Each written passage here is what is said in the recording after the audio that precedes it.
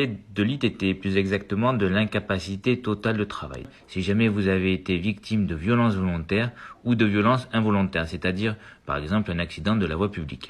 On demande alors à un médecin de réaliser un certificat et en fonction du nombre de jours fixés, cela permettra de déterminer le type d'infraction, savoir si c'est une contravention ou si c'est un délit.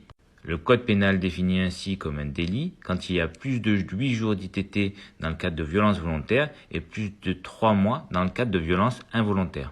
Si on devait plus exactement le définir, c'est la période durant laquelle une personne ne peut accomplir des actes de la vie quotidienne essentiels, comme se déplacer, se nourrir, etc. Les conséquences pour l'agresseur, c'est comme je vous l'ai dit, si jamais c'était un délit, la personne peut être mise en garde à vue, emprisonnée et avoir un casier judiciaire qui n'est plus vierge à ce moment-là. Bien au-delà du nombre de jours d'ITT, ce qui est important, c'est les circonstances aggravantes.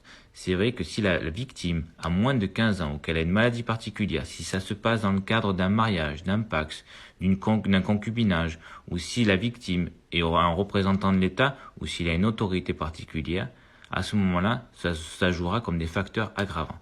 De plus, pour l'agresseur, ce qui pourra jouer à son encontre, c'est si jamais il est sous l'emprise de l'alcool ou de stupéfiants, d'une arme ou autre. J'espère en tout cas que cela a pu vous aider. Si jamais vous avez des questions, surtout n'hésitez pas, j'y répondrai sans aucun problème. À bientôt. Au revoir.